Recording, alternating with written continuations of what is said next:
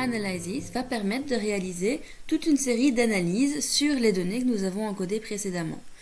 On distinguera deux types d'analyse. D'abord l'analyse descriptive qui consiste à décrire le contenu de notre échantillon, soit à travers des indicateurs statistiques, soit à travers des graphiques. Et on verra que tout ça peut se faire via le menu exploration que je vais détailler un petit peu plus par la suite. Et ensuite l'analyse inférentielle, soit une série de tests qui vont permettre d'essayer de déterminer en se basant sur des lois de probabilité dans quelle mesure il est possible de généraliser ce que nous avons observé dans notre échantillon à une population plus large.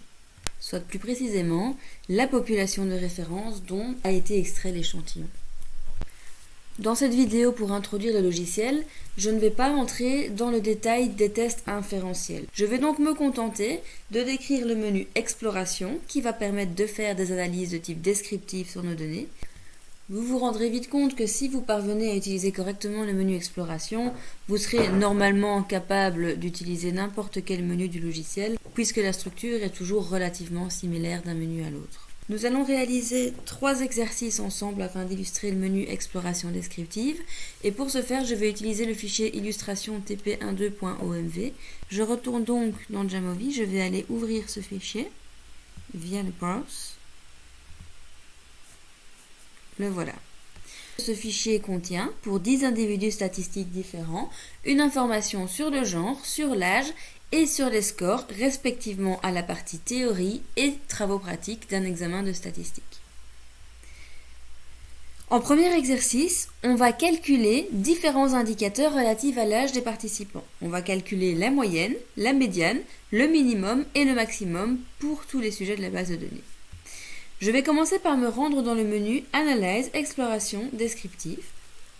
Et voici une interface qui est, comme je l'ai déjà dit, très similaire à ce qu'on verra la plupart du temps. Vous aurez toujours un cadran dans la partie de gauche qui contient toutes les variables de la base de données. Et vous avez plusieurs sections nommées dans la partie de droite et on fera passer les variables qui nous intéressent à l'endroit approprié. Si notre but est d'établir des descriptifs sur une seule variable, de faire des analyses univariées donc, eh bien nous ferons passer cette variable dans la zone Variables.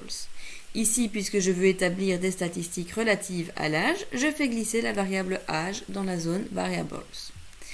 Vous voyez que dans la partie de droite de la fenêtre, là où en fait vont apparaître les différents outputs, le tableau s'est complété avec des valeurs qui décrivent le nombre de sujets impliqués dans l'analyse, le nombre de valeurs manquantes, la moyenne, la médiane, le minimum et le maximum.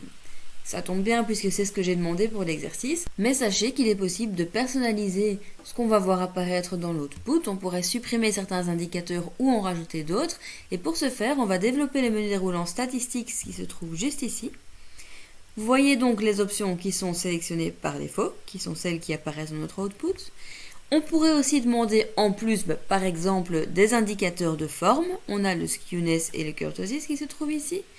Nous avons aussi en indicateur de dispersion l'écart type et la variance. Attention, il s'agit des paramètres d'écart type et de variance corrigés, c'est-à-dire qu'on divise la somme des carrés des écarts par n-1 et non par n.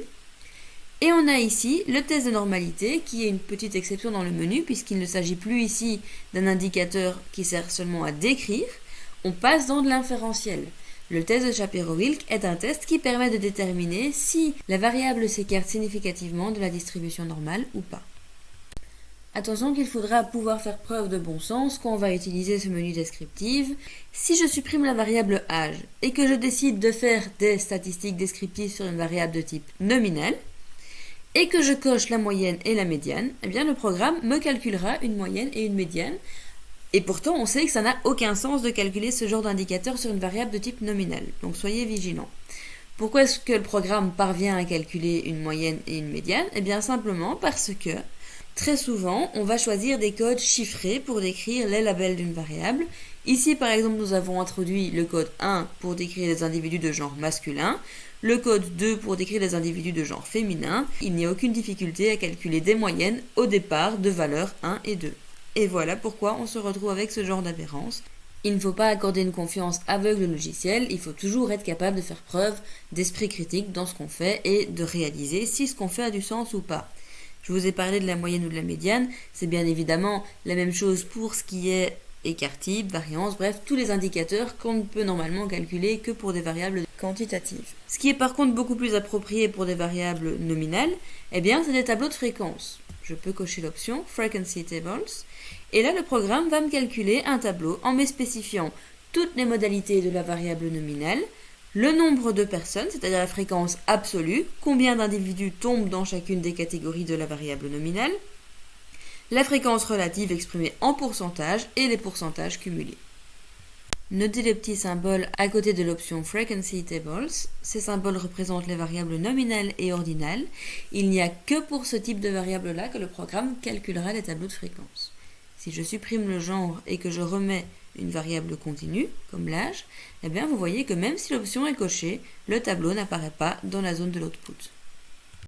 Je vais revenir à mes exercices, et en deuxième exercice, on va calculer les différents paramètres qu'on avait calculés dans le premier exercice, c'est-à-dire moyenne, médiane, minimum et maximum, mais cette fois séparément pour les hommes et pour les femmes. Cette fois, je n'ai plus envie de connaître l'âge moyen de tous les individus de la base de données, je veux connaître l'âge moyen séparément pour les individus de genre masculin et pour les individus de genre féminin. Eh bien, c'est à ce genre de choses que sert le split by. Split by me dit, je veux découper ma base de données en fonction des modalités d'un facteur que je vais spécifier dans cette zone. Si je fais glisser la variable genre à cet endroit, dans la mesure où la variable genre est constituée de deux modalités, eh bien automatiquement, tous les individus de la modalité masculin seront séparés des individus de la modalité féminin. Et vous voyez que dans mon tableau, on a non seulement les indicateurs que l'on a choisi de représenter, mais on a pour chaque indicateur deux lignes, une ligne pour les individus de genre masculin et une ligne pour les individus de genre féminin. On pourrait bien sûr mettre plusieurs variables dans le split by, plusieurs variables nominales, et à ce moment-là, tous les croisements de modalités possibles des variables nominales introduites dans le split by seront traités comme un groupe indépendant des autres. Pour respecter tout à fait le deuxième exercice, dans la mesure où je ne voulais connaître que la moyenne, la médiane, le minimum et le maximum, eh bien je vais désactiver toutes les autres options. Et voilà le résultat attendu de l'exercice. Passons au dernier exercice. On y demande quel graphique serait adéquat pour représenter la distribution de l'âge au sein de chaque groupe. Alors évidemment, il y a plusieurs graphiques possibles qui permettent de représenter une variable de type continu. On peut penser à l'histogramme, au boxplot par exemple. L'avantage du boxplot, c'est qu'il est possible de représenter plusieurs boxplots en même temps. Donc ça me semble être une solution pas mal adéquate ici pour le coup, de représenter dans un seul et même graphique deux boxplots, une pour les individus de genre masculin et une pour les individus de genre féminin. De même que pour les statistiques descriptives, il est possible via ce menu de demander toute une série de graphiques. Et pour ce faire, on développe la zone plots. Et voilà toutes les possibilités qui apparaissent. Vous voyez qu'à nouveau, on a des petits symboles qui nous aident à comprendre pour quel type de variables sont adéquates quel type de graphique. Et ici, tout ce qui est histogramme, boxplot et qqplot sont des représentations qui sont adéquates pour les variables continues.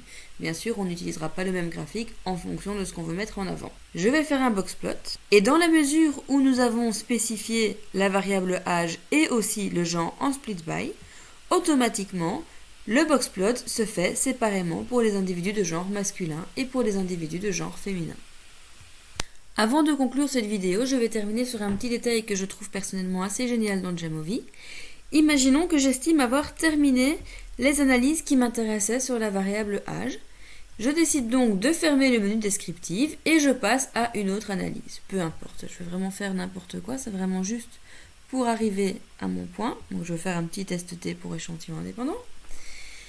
Disons que je me rends compte après coup que finalement ça m'aurait bien intéressé de connaître l'écart type de chacun des groupes. Et bien dans ce cas, dans d'autres logiciels tels que SPSS par exemple, je serais obligé de retourner dans Analyse, Exploration, Descriptive et de recommencer tout le schéma qu'on avait vu précédemment, c'est-à-dire de placer les variables au bon endroit et de cocher ce qui m'intéresse. Ce qui fait que non seulement ça prend du temps, et en plus, on se retrouve avec un output qui est assez désordonné, avec un morceau d'analyse à un endroit, un autre morceau à un autre endroit, etc.